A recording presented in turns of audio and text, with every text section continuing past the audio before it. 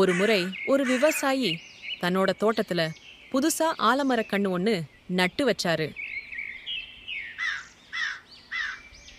அது காத்துல அசைஞ்சு உடைஞ்சிடாம இருக்க ஒரு குச்சிய அதுக்கு பக்கத்திலேயே வச்சு செடியை அதுல கட்டி வச்சாரு. அப்புறம் அந்த செடிய சுத்தி வலையால வேலி ஒண்ணு கட்டினாரு. சரியான நேரத்துக்கு தண்ணி ஊத்தி உரம் வச்சு நல்லா பாத்துக்கிட்டே இருந்தாரு.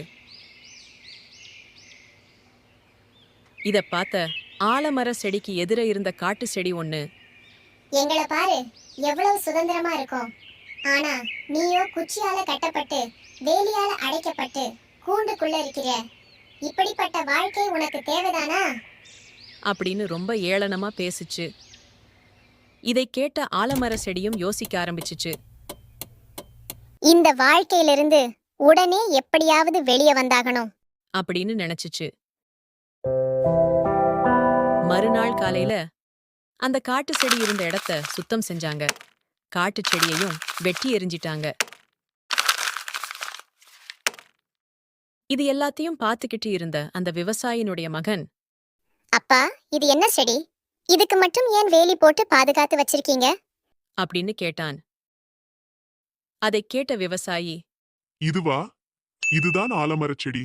இது மத்த செடி மாதிரி சீக்கிரமா வளர்ந்து சீக்கிரமா அழிஞ்சு போற செடி இல்ல. பல 100 வருஷம் வாழ்ந்து பயன்படக்கூடியதுதான் இந்த ஆலமரம். அதனாலதான் இதுக்கு இவ்வளவு பாதுகாப்பு. அப்படின்னு சொன்னாரு.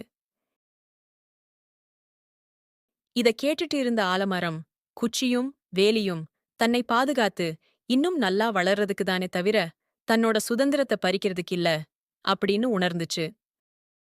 நீதி: இந்த கதையிலிருந்து நாம் தெரிந்து கொள்வது என்னவென்றால், ஆலமரம் போல் நன்றாக தழைத்து வளர்வதற்கும் மென்மேலும் நம் வாழ்வு உயர்வதற்கும் நமக்கு சில கட்டுப்பாடுகள் தேவை.